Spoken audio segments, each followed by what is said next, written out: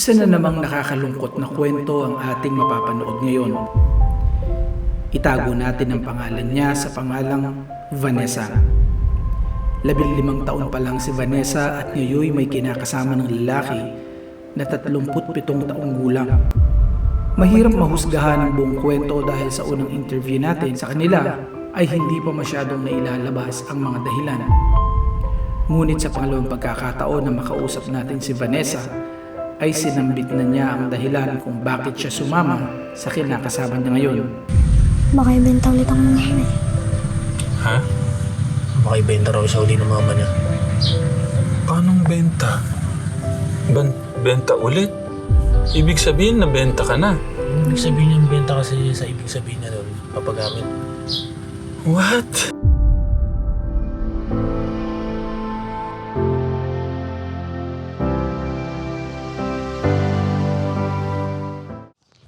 Ito yung mama niya nakikinig eh. Okay yan. Okay lang nakakaganito nakikinig. Mas maganda nga yan. Para alam ni nanay. Pamaya tanungin natin si nanay. Oo. Kumusta pa mga kategram? Nakita nyo naman ako. Meron lang po tayong pagkukwentuhan about sa mga anak. Para magkaroon tayo ng knowledge sa mga nararamdaman ng ating mga anak ng mga babae. Dami ako natatawa kay Lovely eh. Yung inosente eh. Dumating dati kasi siya, mga kategra, meron po kasi akong dati tauhan, bumalik dito. Kaso nga lang, meron siyang kasama. Kaso po yung kasama niya, minor. Tapos yung kasama niya si Vanessa. Vanessa. Di ba Loveliness Vanessa? Alma Concepcion. Kasama niya si Vanessa. Na-curious lang ako sa kanya mga katekram. Kasi di sa gap ng age nila, 37, 15, 12 years old. 12, 22. Tanungin lang kita, Vanessa. Noong unang nakita ko si Sherwin, paano ka pumasok sa ganyan? Paano mong naramdaman yung, sa age mo na yan, naramdaman mo na yung pagmamahal? Ano yung unang naging impression mo nung nakita mo siya? Mabait. Baka binigyan ka lang niya ng lollipop. Walang gano'n. Ano yung nakita mo nung mo siya nakita? Ano ginagawa niya?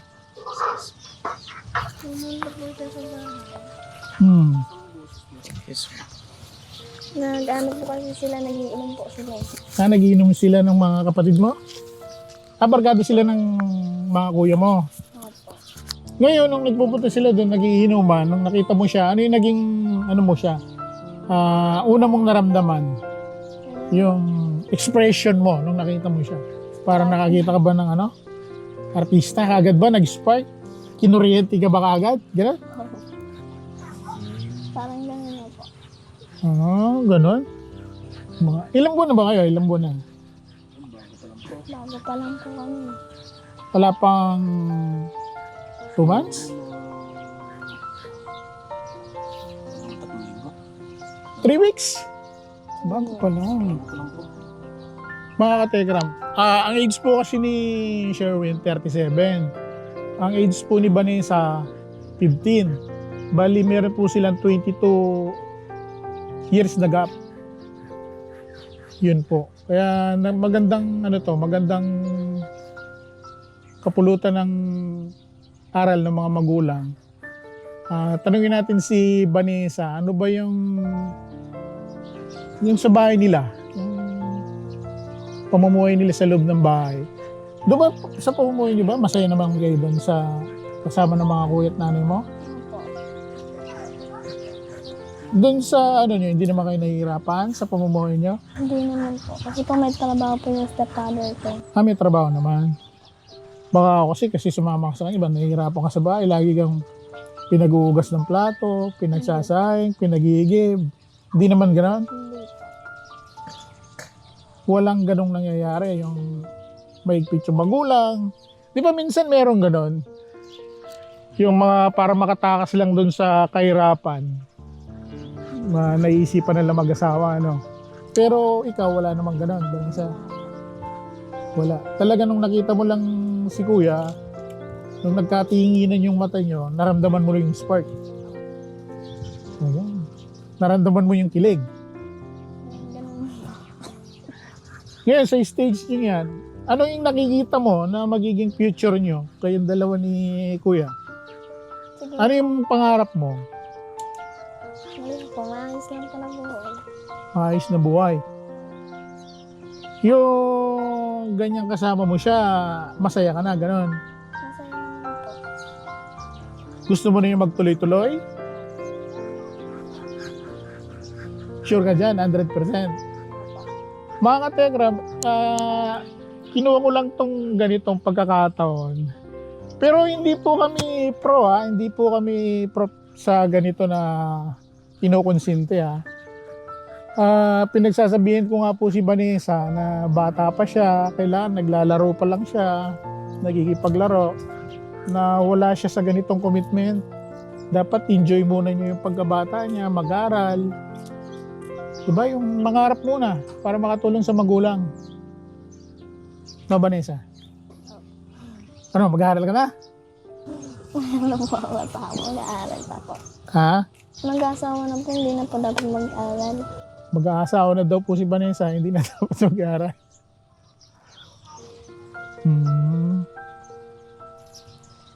Talagang ano ka na dyan? Sure ka na? Sure, nakikita mo na yung future mo kasama si kuya. Baka mamaya ngayon, masaya ka. Baka pagdating ng araw, pag napagod ka, wala namang ganon. Wala po. Mga kategram, ano po yung mabibigay nyong advice kay Vanessa? Na comment po kayo, baka mamaya magbago yung stand niya sa ganito. Mamaya, pag nakita mo may kausap si kuya, agad, ay, uwi na ako, ganon. Hindi po. Baka mamaya makita mo lang siya may kausap. Magbago ka agad yung ano mo. Hindi po. Yung paninindigan mo, sure ka na dyan. Opo. Na siya na yung makakasama mo agad pagtanda mo. Opo. Kaso hindi mo pa in-enjoy yung kabataan mo eh. Hindi ka pa nag-enjoy eh. Tekram. Ano po yung masasabi nyo? Lagay nyo po dyan sa comment section. Pababasa natin kay Vanessa. Baka po pag nabasa niya yung comment section magbago yung ano niya, pananaw niya. Kasi ako para sa kanya, sa edad niyan to, naglalaro pa eh. Diba? Ini-enjoy muna niya yung kabataan nila para ma-explore. Parang kamukha lang nila Angel, di ba? Kasi edad lang nila. Sino yung unang nag-moves pala sa inyo? Yan ang tanong ko. Sino yung unang nag-moves? Na ikaw ba yung unang lumapit? Hindi. Nagparamdam? Hindi po. Si Kuya, Opo. ano sinabi niya sa'yo? Ano? Gusto daw niya po ako. Direct to the point, agad ganun. Opo. Ano naman nung naramdaman mo nung sinabi yun? Wala po. Ha? Ano? Kilig lang po. Yan ang sabi mo? Gusto ko rin naman po siya. Sinagot mo kagad? Yes? Ha? Hindi po. Ano yung sinagot mo? Sabi niya po, magpaalam pa muna kami kay mama. Hindi, ano sinabi niyang Vanessa, gusto kita. Hindi mo tinanong, baka lasing lang siya na. Hindi po. Hindi siya lasing. Hindi po. Ikaw kuya, di ka ba lasing nung sinabi mong gusto mo siya? Ano yung first expression mo nung nakita mo si Vanessa? Tingnan sa akin, siyempre. Sana ko lumigon. Napansin ko, tingnan. Sabi ko, gusto ko ako ulit. Ayun. Gusto, baka sinamantala mo na kagad. Hindi naman Kumbaga, tinanong ko muna siya kung sabi ko, gusto ko ako ito, pwede ba akong Sabi niya, magpaalam muna tayo kay mama. Sinabi niya magpaalam tayo kay mama. Kasi pag ayaw ni mama, hindi po pwede. Sabi niya. Ay naman pala. Hindi naman pala siya nagdesisyon ng sarili lang niya. Kahit na gusto mo, kung wala namang consent ni mama, ibig mo sabihin, hindi rin Hindi mo rin may magagawa yung, kunwari gusto mo, ayaw naman ni mama, sino masusunod? Si mama po. Si mama pa rin. Si mama pala may desisyon. Kung kumontra naman si mama, ibig mo sabihin, kahit gusto mo si kuya, hindi ka sasama sa kanya. Hindi po. Wala po akong magagawa. Nung sinabi mo kay mama mo, anong sagot ni mama mo? Yun po. Bumayin naman po siya. Pumayag na ligawan ka ni Kuya Sherwin. Oo po. Kasalanan pala ng mama mo. Hindi pa po. Nung nagpaalam siya sa mama niya, ang sagot sa kanya ng mama niya, napakabata mo pa para hindi di ba? po pwede. Kahit anong ikang gawin mo, Oo. hindi talaga po pwede. Maraming kukontra, gano'n. Yan ang sabi sa kanya. Oo, tama. Hindi na lang matandaan dahil bata. Oo, sige. Oo. Ano yung sabi ng mama niya? Oo. Hindi agad-agad na pumayag. Kumbaga, nag-ano muna. Nandito si mama, kausapin natin. Dito. Kasi nakikinig siya. Sige, mama. Mama. Kaya na. Ayan po. Hello, mama. Hello po. Ay, mama, nung nagpaalam si Vanessa sa inyo, na sinabi ni Vanessa, Nay, nililigawan ako ni kuya. Eh, siyempre po, tutol po ako kasi nga po, kaibigan ko po kasi talaga yung asawa na yun si Sherwin Magkaibigan niyo po. Tropa ko po kasi yan nagalit din po ako sa kanya. Bakit po pinatulan niya po yung anak ko tropa pa naman kita ka ako. Lahat ka ako ng sa'yo ko nagsusumbong na problema ko. Tapos tinalo po pa ako yung anak ko. Opo, Nay. Ayun nga po. Tapos, ano sabi mo, Vanessa? Nangyari na po yung ganun. Ano sabi mo sa nanay mo? Tumutol naman pala si nanay. Sabi ko po, gusto ko po siya. Gusto ko po talaga siya. Ipinilit mo rin yung sa'yo. Oo. Akala ko sinabi mo kanina, pag hindi pumayag si mama masusunod. Inintindi naman po kami Tapos kaya lang, bigla itong sumulpot sa ano. Inintindi naman ni mama. Opo. Sobrang bait pala ni. Parang gusto makita mama mo Napakabait ng mama niya. Ito ba ganito? Masasabi ba natin mabait pag ganon? Mga viewers po. So, pag ganon na hinayaan mo yung anak mo na ganon, hindi ko rin alam Para sa akin, hindi pa talaga dapat. Hindi pa talaga dapat. Kasi Mali. dapat Mali talaga. mali. Merong pagmamahal na mali. Ano ba tawag doon? Tama lang yung nararamdaman. Parang kinonsinte. Kaya lang hindi pa panahon. Sana inano muna. Pinangaralan muna. Pinagbawal muna. Pag hindi mo na kinonsinte doon sa gusto. Lagi ko siyang pinapangaralan ng mama niya. Hindi nga ako nagkulang sa kanya ng pangaral ng mama niya. Kahit yan, naririnig naman niya. Makulit po talaga siya na po gumagawa ng paraan kahit po pinag-aano namin siya na gumawa ng paraan iniwanan nga kami, natulog kami nung gabi, umalis po yan dito Kasi nalaman ko nga na gano'n yung, kasi naging tao ko nga siya. Sabi ko, dalhin mo na sa barangay kasi nga mamaya madamay kami dito, tsaka consent ng parents. Tsaka alam ng barangay na hindi namin kinukonsinti yung ganito. Opo, ganun lang. Sige po, Nay, okay naman si Vanessa. Feeling, lagi naman nakatawa Masaya, sabi ko, ang ganda-ganda mo, hindi ka muna ako nag-explore. Muna, di ba? Lagi ko naman pinapayuhan yan Sabi ko kung iyan ang magiging desisyon mo kahit bawalan ka namin at gagawa ka rin ng paraan di hahayaan na kita sa gusto mo. Baka mamaya mapariwara pa na, Opo, mahirap. Hindi mo payagan mag-less kung saan mapunta. Kaya nga po yun nga ang iniisip ko Yung ba yung mga kabataan ka ngayon, ang hirap disiplinahin, Mahirap din kasi judge natin yung nanay or Yung mga bata talaga ngayon, lumalaban Hindi ka mga dati, pito lang nung tatay Takot na takot ka na, nanginginig ka na, Sumusulak agad. Marinig mo lang yung pito ng tatay, hindi takbo ka na kagad pa uwi, Ngayon kahit nagsisigaw na yung tatay, labas na yung ugat sa leeg. Parang wala rin naririnig, Ganyan na yung mga bata ngayon.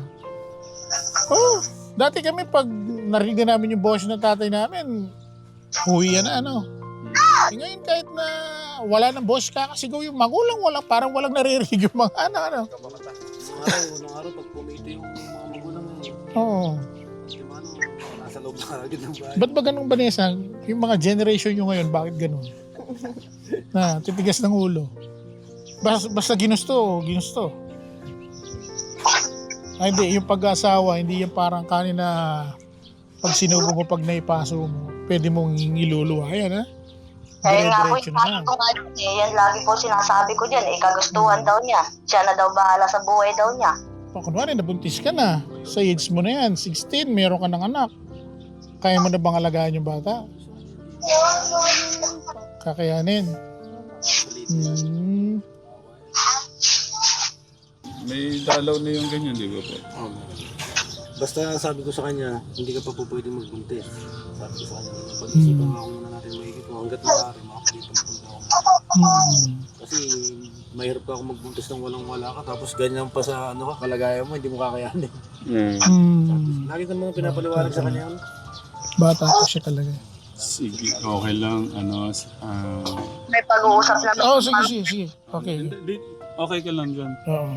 Ako naman ang magtatanong dito po rin. Hindi, Tanungin ako na. mo Pero siya. ako.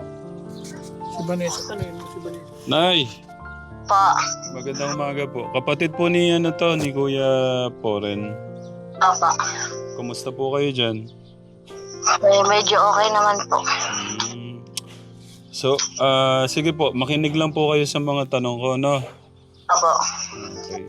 Nung isang araw nga, nung sabi nga ni Tatang na nandito po kayo, tapos nakwento niya na may kasama po kayong 15 years old. Sabi ko, napakabata naman, ano ba yung pwede nating magawa para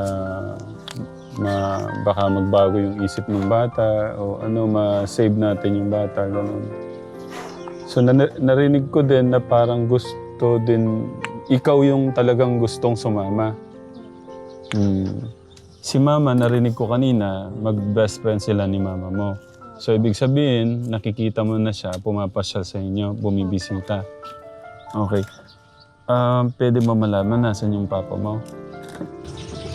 Wala na po sila wala na po Wala na si Mama mo at saka si Papa mo. Gaano katagal na? Kung gaano katagal na po sila ngayon. Ilan taon na? Ano na po, 16, ano na po, 18, dahil 18 na po yung panganay ko po eh. Opo. Ilan taon na, Nay? Ilan taon na po ngayon na hiwalay po kayo? Matagal na po kami hiwalay no. Pwede pong malaman kung bakit po kayo nagkahiwalay, Nay? Naghanap po siya ng iba eh. Kung kailan po yung tatlo na anak namin, saka po ako iniwanan, pinagpalit din po ako sa iba. Sorry po. Bata pa lang din po ako noon, 16 pa lang, nagkaanak na ako eh. Ngayon po, nakakapangamusta pa ba siya sa mga anak niyo? Hindi na po eh. So, Hindi rin po kasi nakapag-aral yung iba kong mga anak eh. Si lang po talaga nag-aaral. Nung nag-graduate lang po ng grade 6 po yan, grade 7 na po sana, pag-aaralin na po sana namin ganyan na po nangyari. nga po. Bali, ilan taon na po kayo, Nay? 36 po. 36. Kaedara niyo po pala si Kuya. Paano ko kayo nagkakilala ni Kuya nung kinakasama po nung anak niyo ngayon? Matagal na po kami magkakilala niyan. Kita po sa amin sa San Rafael po, sa Barangay Tungkol po. Po. So, tapos nakilala niyo siya, nabibisita po siya sa bahay. Opo, bumibisita po siya sa amin. Okay. Sorry po busisi kasi ako. Okay lang, ba't ka na bisita doon sa kanila, Kuya? Pinapagala niya po kung gumala kay Gadini. Okay. So tapos, doon kayo nagkakilala, doon sa pagpunta-punta mo, Kuya? Nung pupunta-punta ako, hindi ko pa siya pinapansin noon. Yan lang, siyempre, natadalas yung ano ko noon. Yun, hindi ko na siya napansin na tingin niya ng tingin. Okay. Si nanay yung nagpapapunta sa'yo doon sa kanila. Yun po talaga yung Ba't niyo ko pinapapunta si kuya sa inyo? Ano nga, dahil nga po, tropa ko po kasi siya, matagal na po talaga kami magkakilala. Sa kanya lang po ako nagsasabi ng Mga problema. yun po. Okay. Sige po, makinig lang po kayo, no, Nay. So, nung napunta siya, nainom yata, ganun. Para niya yung pagkakaintindi ko, umiinom doon sa bahay. Mga ilan sila pagka nainom sila sa bahay? Sila lang po nila mami. Silang dalawa lang. Tsaka po yung Isa. stepfather.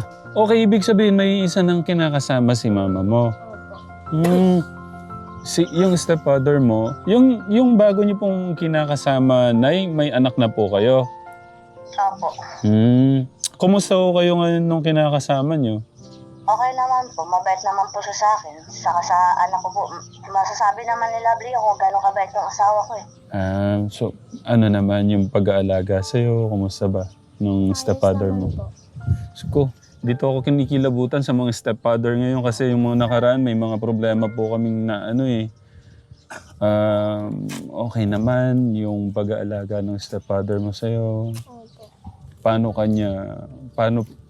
siya bilang stepfather? Mabait po siya sa mga kapatid.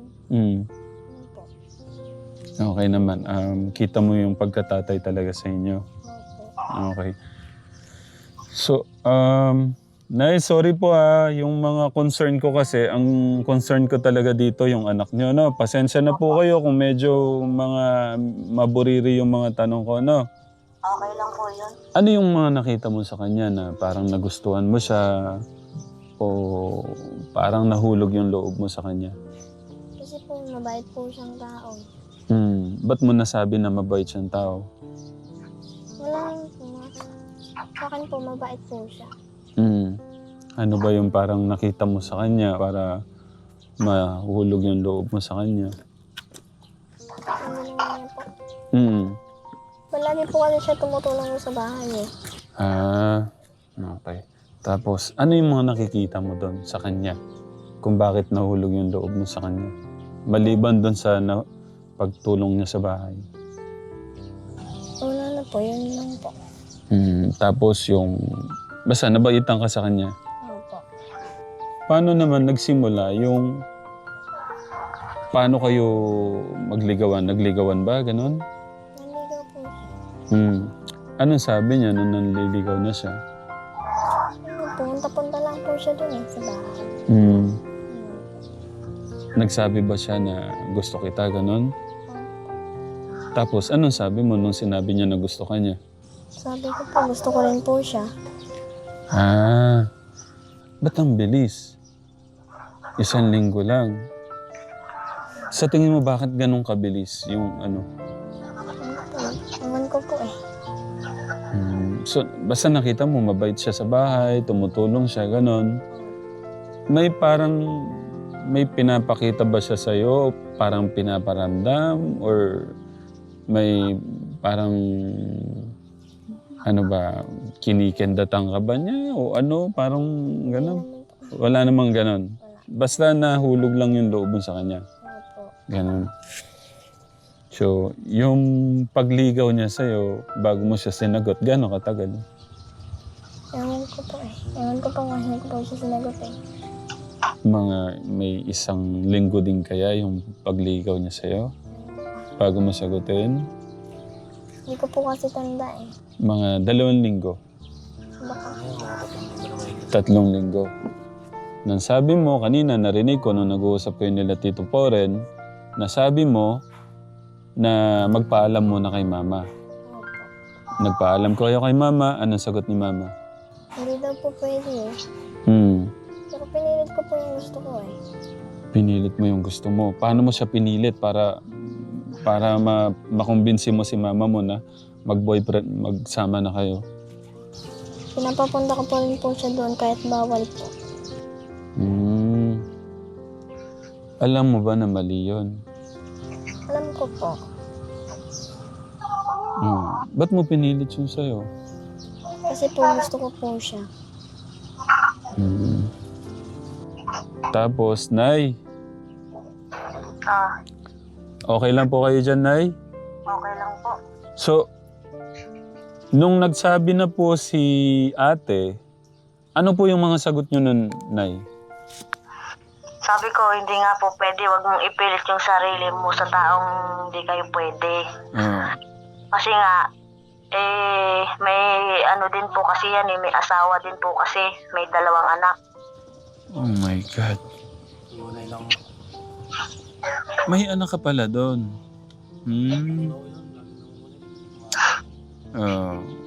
Okay, sige, mamaya na kuya. So, buti alam niyo na yung ganun, Nay. Ba't niyo, sumakit ang ulo ko doon, So, yun. So, paano po kayo nakumbinse? Hindi ko po talaga sila pinapayagan po talaga na maging sila po. Dahil na hanggat nga po sa ibinan na nga po siya dito na wag na magpupunta, sila pa rin po ang nagpipilit eh. Wala po akong alam sa kanilang usapan na gano'n, bigla na lang minsan din darating siya dito. So, gumawa po kayo ng action na maibaan pa si kuya dyan, na hindi siya pwede dyan. Opo. So, paano nangyari na napunta ho sa ganito? Ano nga po umalis na po kasi yung anak ko po dito Gabi po umalis dito, hinintay po kami matulog, saka po sila umalis. Paano po? Tumakas siya? Opo, tumakas po siya. Tapos dinala rin po niya yung pera kong ipon na konti. Para po panggasolina nila, pang pagkain.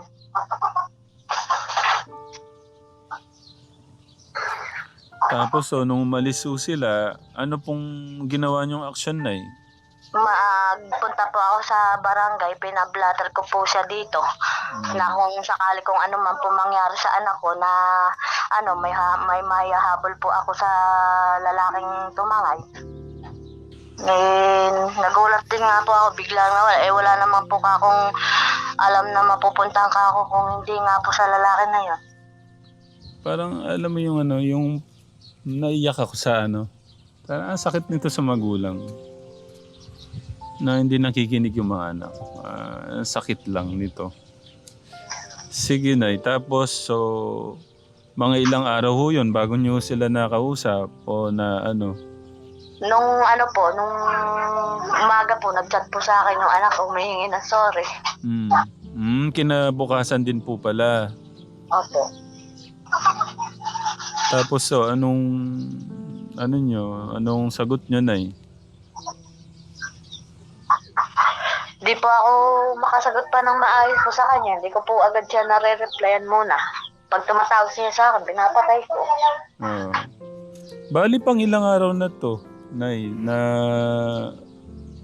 na buhat to nung umalis ho sila dyan sa inyo? 3 araw na po. Pangatlong araw lang pala to. Apo. Lang po namin doon Ay, sus. Pero doon nag-umpisa lahat sa kanila. Kaya nang alis namin sa kanila. Ngayon, pa lang. Parang ang hirap magpigil ng luha. Yung pinalaki mo yung anak mo, tapos ang tigas ng ulo, no? Parang... Kaya nga po parang nasa kanya po yung ginagawa ko. Kaso po hindi po nakikinig. Oo nga po Kung may gusto ko kayong sabihin sa anak niyo, ito po, nakikinig po siya. Pinayuhan ko naman po yun ayaw naman makinig Kahit masakit po sa akin So, nung nalaman nyo na tinangay po yung anak nyo ni Kuya, anong naramdaman nyo talaga, Nay? Masakit po para sa akin po. Ipinilit pa rin po niya kasi siya po kasi ang matanda. Dapat din niya sa sa anak ko ngayon lang po hindi po namin alam kasi yung problema po na sa dalawa. Dahil nga baka paalisin na rin kami dito sa nalaman dito sa amin. Nakikitira lang po kami. Wala po kami sariling bahay. Minsan po yung asawa ko po, nagtatrabaho lang po dito. Sa driver lang po siya dito Eh, minsan po, wala pong kaya ganun po. Mensahe po sa kinakasama po ng anak nyo, Nay. Ano po yung gusto sabihin? Eh, sana naman po, wag naman na po niyang saktan yung anak ko. Kung di na po niya kaya, ibalik na lang niya po yung anak ko dito. Saka sana ka ako pagtsagaan niya yung mga salita niya ng kasi nga, bata pa nga, siya nang magpasensya.